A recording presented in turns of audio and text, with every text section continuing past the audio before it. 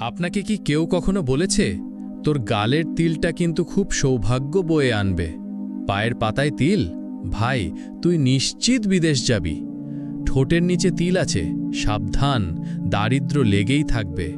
আচ্ছা, যদি আপনাকে বলি শরীরের তিল আসলে ভবিষ্যতের ইশারা, তাহলে বিশ্বাস করবেন? আজকের ভিডিওতে আমরা একে একে শুনব শরীরের কোন জায়গায় তিল থাকলে কি হয়, সেগুলো আমাদের সমাজে কেমন করে ছড়িয়েছে, আর সবশেষে ইসলাম কি বলে। চোখ কান খোলা রাখুন, কারণ আজ আপনি যা শুনবেন তা হয়তো আপনাকে সারা জীবনের একটা ভুল থেকে বাঁচাতে পারে। ডান ভ্রুতে তিল থাকলে বলা হয় দাম্পত্য জীবন সুখী হয়। বাম ভ্রুতে তিল থাকলে দাম্পত্যে দুর্ভাগ্য লেগে থাকে। মাথার মাঝখানে তিল নির্মল ভালোবাসার প্রতীক। মাথার ডান পাশে তিল ধন ও বুদ্ধির চিহ্ন। মাথার বাম দিকে তিল অপচয় আর হতাশার ইঙ্গিত। ডান চোখের মণিতে তিল ব্যক্তির বিচারধারা উন্নত, বাম চোখের মণিতে বিচারবোধ দুর্বল।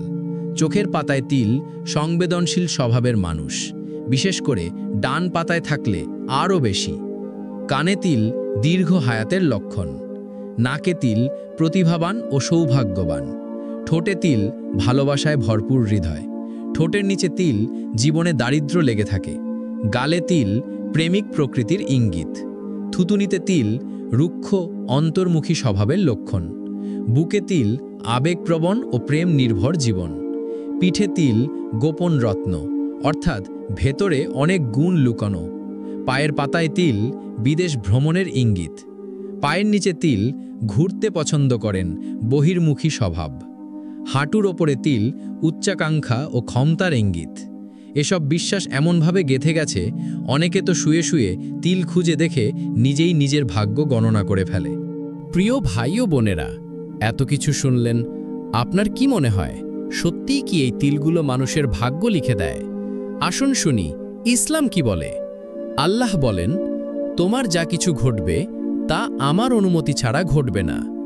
রাসূল সাল্লাল্লাহু আলাইহি ওয়াসাল্লাম বলেন, যে ব্যক্তি গণকের নিকট যায় এবং তার কথা বিশ্বাস করে, সে মুহাম্মাদের উপর যা নাজিল হয়েছে তা অস্বীকার করল।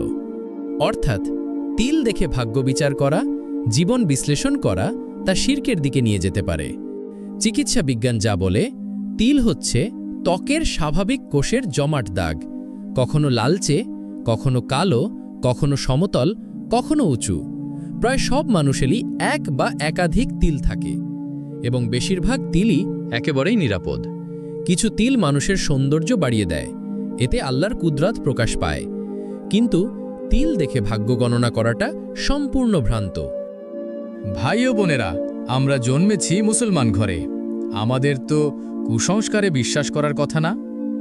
আমাদের কাছে কুরআন আছে, হাদিস আছে, তিল নয় তাকদীর লিখে রেখেছেন আল্লাহ।